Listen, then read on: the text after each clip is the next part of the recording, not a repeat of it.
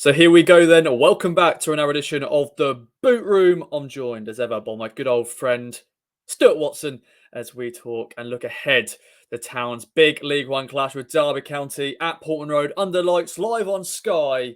Stu, it doesn't get any bigger than this. How you feeling going into this one? And thanks for joining me. Hi, Ross. Yeah, excited for this one. Impossible not to be, isn't it? Ipswich Town versus Derby County should never in a million years be a third-tier fixture, but it is. And both clubs are getting their heads around that. Derby probably still in that phase of getting their heads around it still after just dropping down from the Championship. Year 4 for Ipswich in League One and feeling like the tide is starting to turn, hopefully, and that better days are ahead. But under the lights, a Friday night game is a rarity, and another pack out Portman Road ticket initiative means there's going to be 29,000 near capacity Portman Road. Mouth-watering, isn't it? Looking forward to it. Yeah, it's going to be an amazing atmosphere. Oh, another big crowd, as you said. Let's talk about Derby then quickly before we get into the team and your feelings in terms of how Town, of course, Town looking to bounce back after the defeat against Lincoln City, of course, lost in the Papa John's Trophy in the week, but that doesn't really matter. But yeah, Paul Warren's side, 9th in League One. What do you think of Derby so far? First season in League One. Yeah, as I just said there before, I think that it does take a little bit of time for everyone associated with a football club the size of Derby to get their head around dropping into League One. It's a bit of a shock to the system to start with. I know Ipswich started really well in that first season down, but there will be moments along the way where you go to certain grounds that you're not used to going to, and you're humbled, and you think, okay, this isn't going to be the League One tour that we might think it would be. And Derby have, when the nature of dropping down from the Championship when you're a club like Derby is that it's normally quite tumultuous. There's reasons behind it financially, and Derby have had a real hectic summer, kind of under transfer embargo, then suddenly having to really piece together a squad at speed, a change of manager fairly recently. Paul Warne is obviously someone that Ipswich have struggled against his Rotherham sides in recent years in League One. I'm sure he'll be trying to put his own stamp on this team, make them probably that sort of physical, direct side that enabled Rotherham to be so efficient at this level. But he's only 2 league games into the job so far, and they lost at home to Port Vale recently, and Warne was talking about maybe some of his messages didn't quite get across in the way that he wanted.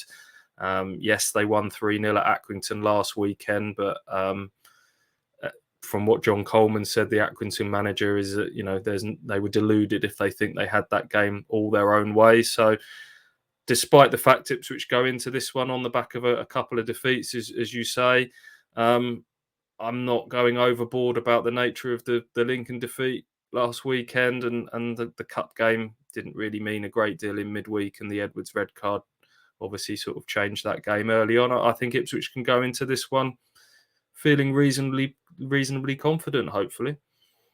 Then yeah, with the fortress Portman Road and the fans behind them, hopefully it will be a good evening. Let's talk about the team then, Stu. 4 changes on Saturday against Lincoln.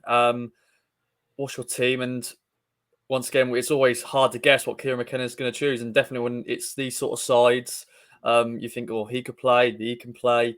But what's your team, and do you think Kieran McKenna will make changes? Yeah, they're becoming increasingly difficult to predict what Kieran McKenna is going to do. Certain names are sort of nailed on the team sheet. We know Walton, Morsey, Davis, Evans, the way he's playing at the moment.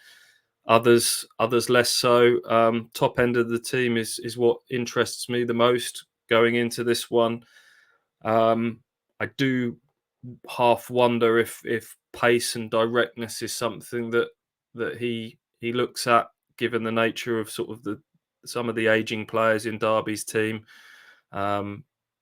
Curtis Davis, James Chester at the back getting on in terms of age. So you wonder whether he might go for pace at the top end of the pitch. I thought Wes Burns looked far more like his old self when he came on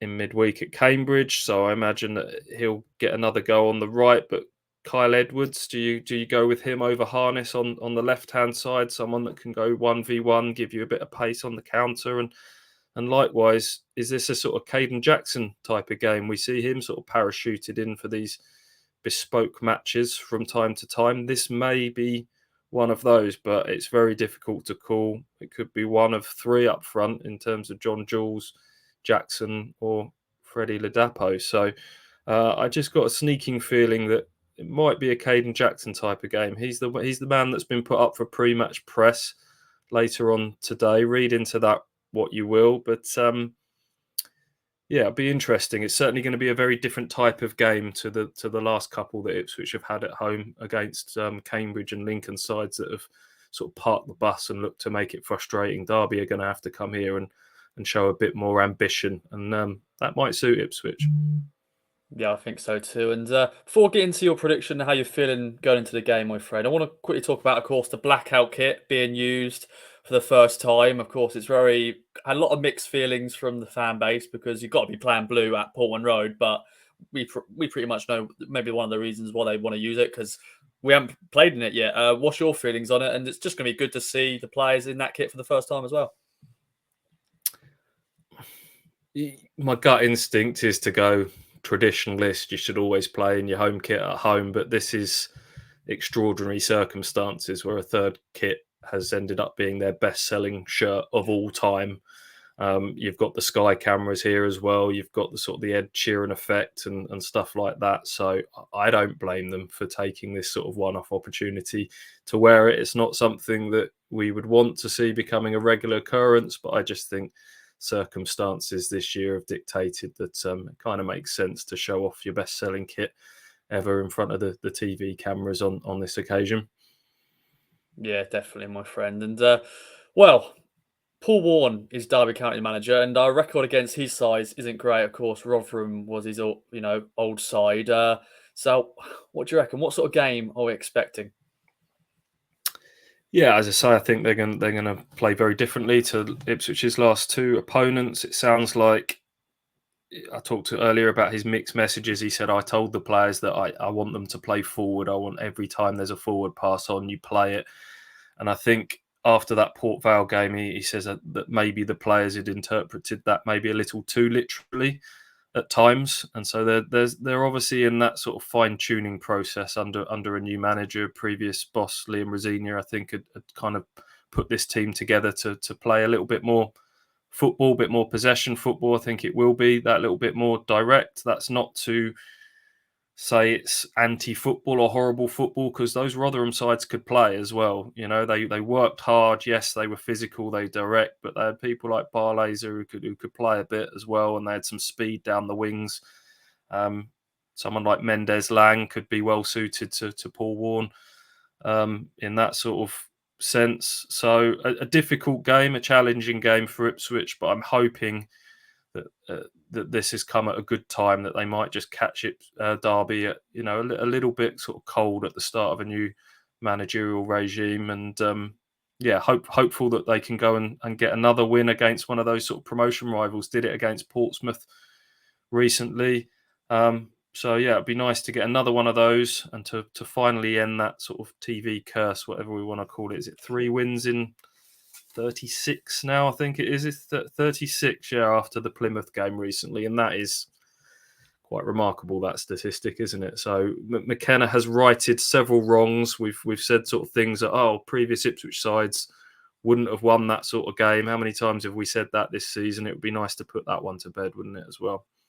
Yeah, it would do. And they can have a statement in League One, and of course, looking to bounce back after the defeat on Saturday. Stu, under lights, always a great occasion. What are you going for then? Are Town going to make that statement and stop the Sky curse?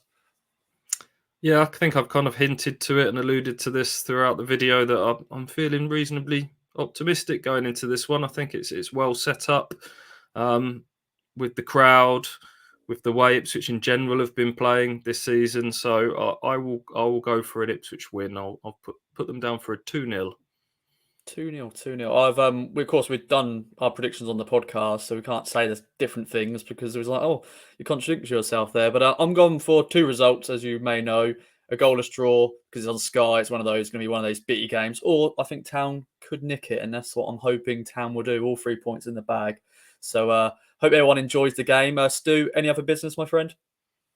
No, I don't think so. It's probably worth mentioning that James Collins, their main striker, is suspended because he got sent off in that Port Vale game. Connor Hourihane, former Ipswich player, I think is a bit of an injury doubt. He missed the last one with a calf injury. So it's quite a thin squad at Derby compared to Ipswich. Yes, Ipswich have got a few little injuries just started to creep in of late, but that's still a deep squad. And it might be, we talked about who will start for Ipswich. Substitutes might be key again with the old 5 subs rule. We'll see. Indeed, indeed. Well, Stu, thanks for joining me. Thanks everyone for watching. If you're going to the game, enjoy. If you're not, follow the game with us, and see you next time in the boot room.